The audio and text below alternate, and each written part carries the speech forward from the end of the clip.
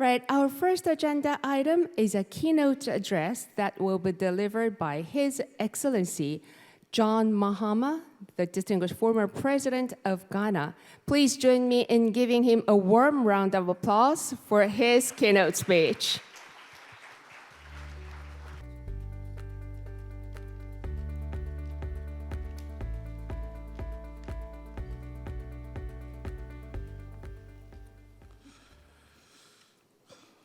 Good afternoon, ladies and gentlemen. Ambassador Wonki, our friend and brother and chair of the Korea-Africa Foundation. Let me stand on existing protocol and say, distinguished ladies and gentlemen.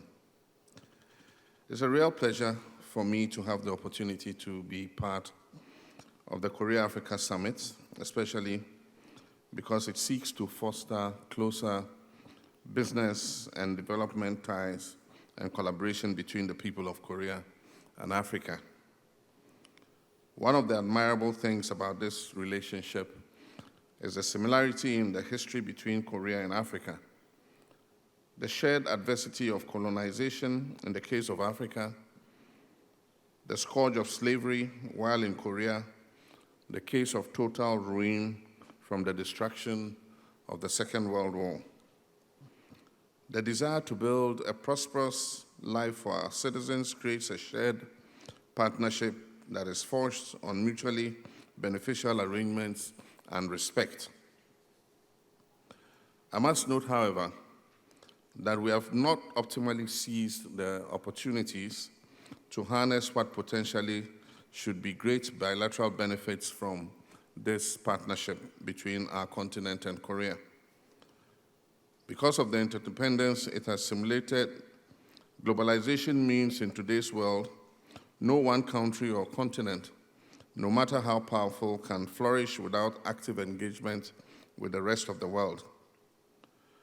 A Korea-Africa partnership must be warmly embraced and developed within the framework of enhanced trade and economic exchange.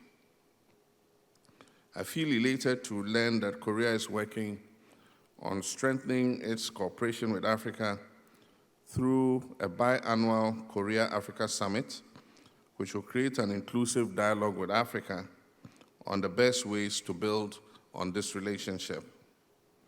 Such a summit will create a platform for us to focus and prioritize the necessary steps that are needed to take to fast-track our collaborative partnership for optimal benefits. I want to thank you, Ambassador Woon Kileo, and the Korea-Africa Foundation for your initiative in hosting this summit and the opportunity that you have given me to be a part of this year's event. And thanks for celebrating Africa Day with us yesterday. And I extend our thanks to His Excellency, the Foreign Minister, for his time yesterday evening. I followed the discussions from day one of this summit, and it is obvious that we are partners who are steeped in both convergence and divergence at certain points. Korea has become a world-class model for leapfrogging in just a few decades from underdevelopment to one of the top economies in the world, with a strong foundation in innovation, science, and technology. This feat has been achieved through visionary leadership, patriotism, perseverance, innovation, discipline, and a passionate drive to achieve excellence. South Korea is reported to rank the 10th largest economy in the world and the 4th largest in Asia. You have a diversified economy, heavy on industrialization, and that at the same time is home to many global and prominent brands in the automobile, electronics, electrical, and technology sectors. Of course, we have also been keen observers of the discipline and high ethical standards and accountability that you demand of your leaders. I won't say Africa has not had a share of visionary leaders, some who have worked extra hard to change the narrative of Africa. One such leader was our own first president of Ghana, Dr. Kwame Nkrumah, a very visionary leader who pushed both for the rapid industrialization of his own country, Ghana, and for the unity of the African continent. There are still many ways to deepen the cooperation and partnership between Africa and Korea for our mutual benefit.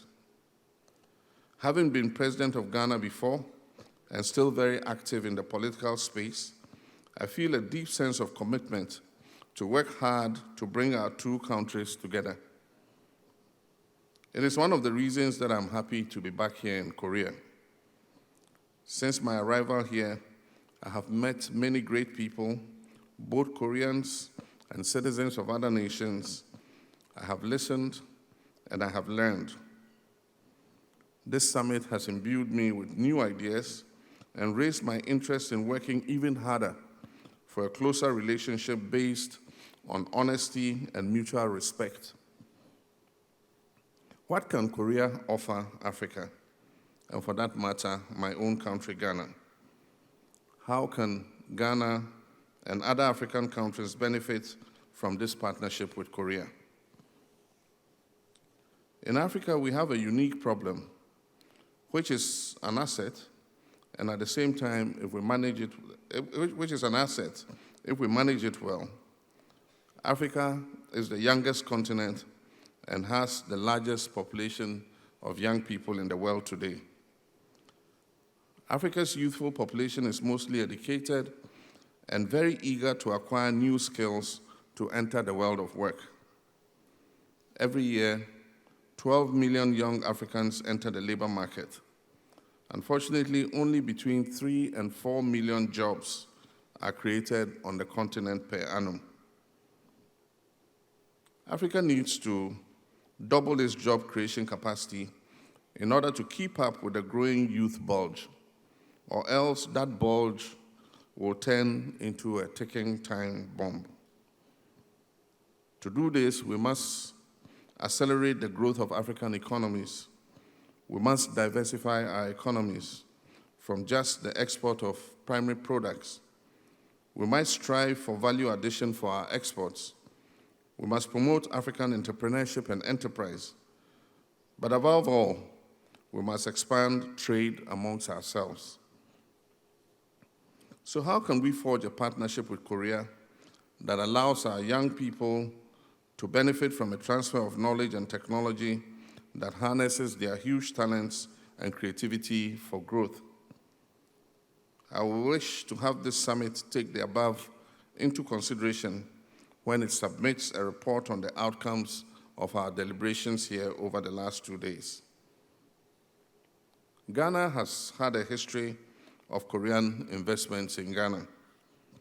Early investors like the well-known Bok Nam Kim made some significant investments in the fisheries sector and agribusiness.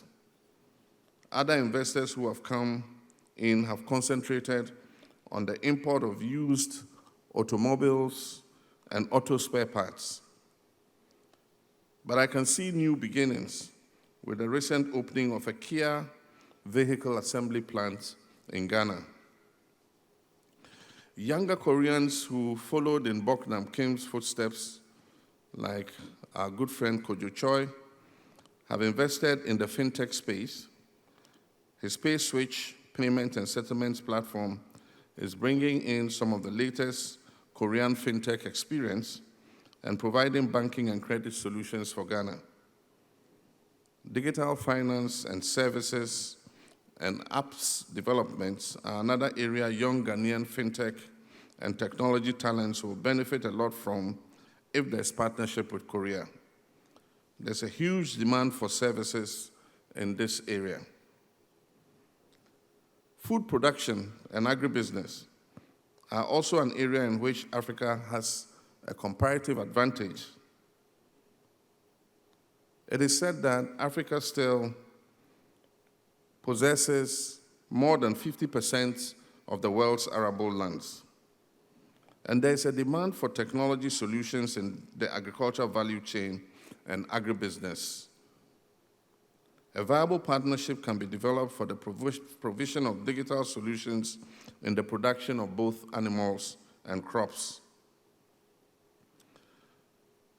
Africa is known to be endowed with enormous natural resources, and my own country, Ghana, has a significant endowment of gold, bauxite, manganese, oil, and lately huge quantities of lithium. And these are natural resources Ghana is blessed with. A collaboration between Ghana and Korea, for instance, could use Ghanaian lithium to build batteries for the EV revolution taking place in the world, which will be mutually beneficial to both countries. Again, Korea is a leading shipbuilding nation. Ghana has a shipyard built by our first president. It requires retooling and efficient management. A partnership between the Korean shipbuilding industry and our Ghana Ports and Harbors Authority, GPHA, can make that shipyard the sole provider of services to merchant and oil vessels along the coast of Africa from Mauritania to Namibia. There's also the opportunity for the introduction of feeder vessels along the coast of Africa to redistribute African-produced goods and imported cargoes at a more optimal cost than is currently the case. The power sector also presents enormous opportunities for Korean investments. Africa has a huge unmet demand for energy to drive its economic growth. Korea has the technology and know-how in both the traditional energy sectors and the renewables. There is no better case for cooperation than this between our continent and Korea. Africa's comparatively cheaper cost of labor and growing markets makes a compelling case for business partnerships with Ghanaian and African businesses. Perhaps the most profound agent of Africa's transformation is going to be the African Continental Free Trade Area. The recent agreement on African Continental Free Trade creates a possible market of 1.3 billion people. This will make it possible to produce goods in one African country and export these products to other countries on the continent. To optimize the opportunities under the AfCFTA, it will be necessary for Africa to improve its cross-border infrastructure, such as roads, bridges, railways, aviation, and ports. These can be done on a build, operate, and transfer basis, and would greatly catapult the growth of the African economies. As a national leader, I recognize that the public sector in Africa has limited opportunities for job creation. We must therefore create the opportunities for the private sector to thrive and employ more people. Can we create these conditions for a renewed partnership between Korea and Africa? Yes, we can. And yes, we must. Our young people must see a much brighter future ahead, and they are willing to put in the shift to make it become a reality. Korea can help us nudge our young innovators and entrepreneurs to realize their dreams and extricate themselves from the trap of unemployment and poverty. There is an abundance of talent and skills in our young people. There are many who, despite the lamentable situation, come through with very impressive feats and achievements. These point to untapped potentials, which it must be our duty as leaders of the continent to unlock and unleash. We in Africa must engage Korea from all angles, so that, among others, we can offer hope to our young people by having them learn from the shining example that the Korea turnaround story provides to the world. Korea can leverage on its unique advancements to partner Ghana and Africa to build smart cities, develop social housing, provide opportunities for collaborative payment platforms, artificial intelligence, and robotic platforms, amongst others. This cannot, however, be done without fundamental shifts in the way African economies function and are run. Sound economic management founded on broad and far-reaching governance and economic reforms must take root in African countries. We must be more efficient in the running of our affairs. Economic policy should be geared towards sustainable growth, and this should come with equitable distribution of the proceeds of that growth. I was giving only 10 minutes, and so let me leave it here and join you during the discussion segment later today to share some more thoughts on Africa-Korea relations. But let me conclude by leaving you with a firm assurance that you can count me in. You can count me in as a committed advocate to put in my best to promote together with you the fragile seedling of Korea-Africa relations and nurture it together to grow into the big and mighty tree that we all want it to be. Africa and Korea can make it together, not only for our mutual benefit, but for the benefit of humanity and the future of our world. Gam Sabheb Nida. Thank you for this opportunity and for your kind attention. Thank you.